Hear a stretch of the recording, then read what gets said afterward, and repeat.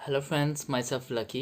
अगर आप मेरी वीडियो को पहली बार वॉच कर रहे हैं, जब मेरे चैनल पर पहली बार विजिट कर रहे हैं, तो प्लीज़ मेरे चैनल को सब्सक्राइब करना मत भूलना, क्योंकि इस चैनल के थ्रू आपको नर्सिंग रिलेटेड सारी की सारी इन्फॉर्मेशन दी जाएगी। मैं अपने पर्सनल एक्सपीरियंसेस आपके साथ शेयर करूँगा, जो कहीं ना कहीं आपको आपकी नर्सिंग की जर्नी में हेल्पफुल रहेंगे। तो आज की जो वीडियो है वो बेस्ड रहेगी नर्सिंग करने के बाद, लाइक बीएससी नर्सिंग के बाद आपके पास क्या क्या अपॉर्चुनिटीज़ हैं, कौन कौन से एरियाज़ हैं जहां आप जा सकते हैं। तो ये जो इन्फॉर्मेशन है वो काफ़ी इन्फॉर्मेटिव रहेगी उन बच्चों के लिए जो कि अभी अभी फोर्थ ईयर के एग्ज़ाम्स दे चुके हैं, अपने रिज़ल्ट का वेट कर रहे हैं, डिग्री आरएन का वेट कर रहे हैं। क्योंकि आज से पहले, लाइक फोर्थ ईयर के एग्ज़ाम देने से पहले, वो अपनी कॉलेज लाइफ में थे, अपने रूटीन कॉलेज रूटीन को फॉलो कर रहे थे। पर आप एक बार जैसे ग्रेजुएट हो जाते हैं तो आपके पास वो रूटीन नहीं रहता, कॉलेज रूटीन। तो अब आपके दिमाग में टेंशन और कन्फ्यूजन क्रिएट होती हैं कि अब क्या करें, अब हम ग्रेजुएट तो हो चुके हैं, अब आगे क्या करें। तो ये जो कन्फ्यूजन, जो टेंशन है, इनको कैसे हम रिड्यूस करें, उसके लिए आपको पता होना चाहिए कि आपके पास कौन कौन से एरियाज़ हैं, अपॉर्चुनिटीज़ हैं बीएससी नर्सिंग करने के बाद। तो अब हम शुरू करते हैं कि कौन कौन सी अपॉर्चुनिटीज़ हैं। तो बेसिकली मैंने जो कैटेगराइज की हैं वो 5 अपॉर्चुनिटीज़ हैं। ठीक है, सबसे पहले जो है वो ये है कि आप इंडिया में रहकर क्लिनिकल एरियाज़ ज्वाइन कर सकते हैं। ठीक है, सेकंड जो है वो ये है कि आप हायर एजुकेशन के लिए अप्लाई कर सकते हैं। थर्ड जो है वो आप टीचिंग प्रोफेशन में एंटर कर सकते हैं।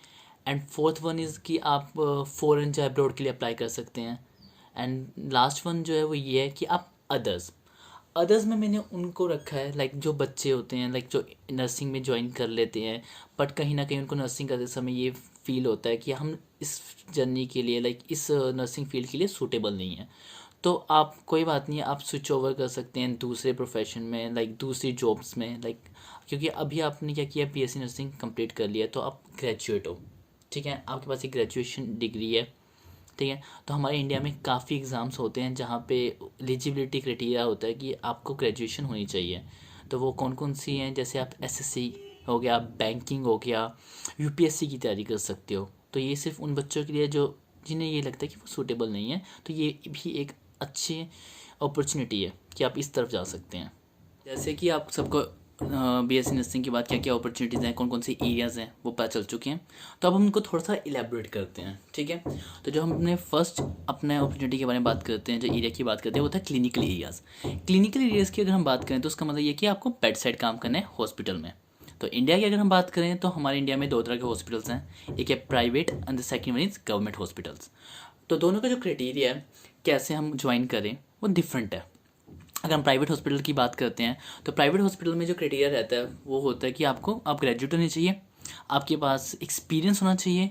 कुछ हॉस्पिटल्स होते हैं वो एक्सपीरियंस मांगते हैं, कुछ में एक्सपीरियंस मायने नहीं रखता। तो आपको वहाँ पे इंटरव्यू होगा, आपका स्किल टेस्ट होगा, उसके थ्रू आपकी वहाँ पे सिलेक्शन हो जाएगी और वहाँ पे ज्वाइन कर सकते हैं। अब हम बात करते हैं वहाँ पे शिफ्ट्स की। तो जो प्राइवेट हॉस्पिटल्स होते हैं वहाँ पे जो शिफ्ट होती हैं as compare to government hospitals, तो वहाँ पे 8 आवर की शिफ्ट होती है। सैलरी पैकेज की अगर बात करें तो वहाँ पे जो सैलरी पैकेज होता है वो बहुत कम होता है as compare to government hospitals. ठीक है, जो सैलरी पैकेज होता है वो स्टार्टिंग जो सैलरी होती है वो हमारे एवरेज लेके चले तो 8,000 से होती है। ठीक है, और मैक्सिमम से मैक्सिमम 15K देते हैं वो एज अ फ्रेशर्स को।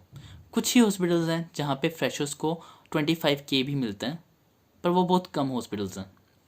ठीक है, वो एरिया पे वेरी करते हैं कि आप वो हॉस्पिटल किस एरिया में है। ठीक है, तो ज़्यादा से ज़्यादा आपको एज अ फ्रेशर कोई भी हॉस्पिटल 15K से ज़्यादा नहीं देने वाला। ठीक है, अब हम बात करते हैं अपने गवर्नमेंट हॉस्पिटल्स की। तो गवर्नमेंट हॉस्पिटल्स में हमारे आते हैं सेंटर के हॉस्पिटल्स, स्टेट के हॉस्पिटल्स। तो यहाँ पे अगर आपको ज्वाइनिंग करनी है तो ये जो हॉस्पिटल्स जो होते हैं वो अपने एग्ज़ाम्स कंडक्ट करवाते हैं। ठीक है, तो यहाँ पे भी 2 तरह की, और साथ में अगर हम इन हॉस्पिटल्स की बात करें तो यहाँ पे 2 तरह की वैकेंसीज निकलती हैं। एक होती है हमारी कॉन्ट्रेक्चुअल और एक होती है परमानेंट वैकेंसी। कॉन्ट्रेक्चुअल वैकेंसी जो होती है उसका जो क्राइटेरिया रहता है वो ये रहता है कि उसमें जो सिलेक्शन प्रोसीजर होता है, कुछ होते हैं वो इंटरव्यू बेस्ड होते हैं, कुछ में क्या होगा वो एग्ज़ाम कंडक्ट कराएंगे कॉन्ट्रेक्चुअल बेसिस के लिए भी। ठीक है, अब हम दूसरी बात करते हैं अपने परमानेंट वैकेंसीज़ की।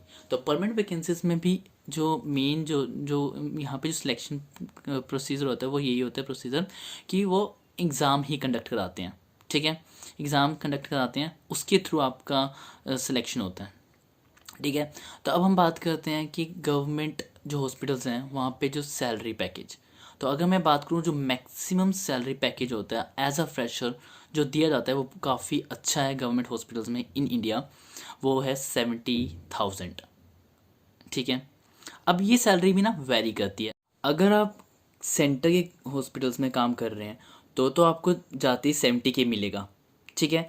पर कुछ स्टेट के हॉस्पिटल्स होते हैं जो कि आपको क्या बोलते हैं डायरेक्ट 70K नहीं देंगे, पहले आपको 2 साल प्रोविशन पीरियड में रखेंगे और आपको कम सैलरी दी जाएगी, पर जैसे ही प्रोविशन पीरियड ख़त्म होता है तो आपको एक अच्छी सैलरी दी जाएगी जो 70K के बराबर होएगी, लाइक उसके आसपास होएगी, लाइक 67, 68, ठीक है। और अगर हम बात करें प्रोविशन पीरियड में कितनी सैलरी दी जाएगी आपको, तो वो होती है अराउंड 30K, किसी किसी में 28 भी होती है, किसी किसी में 32 भी होती है। बट आफ्टर 2 ईयर्स जब आपका प्रोविशन पीरियड ख़त्म हो जाएगा तो आपको 70K के बराबर ही सैलरी मिलेगी, ठीक है। तो अब वीडियो जो है मेरी काफ़ी लंबी हो रही है, तो इसलिए मैं इस वीडियो को 2 पार्ट में बांट रहा हूँ। पार्ट 1 जो आपने देख लिया है, अब पार्ट 2 जो होगा वो हमें नेक्स्ट वीडियो में आएगा।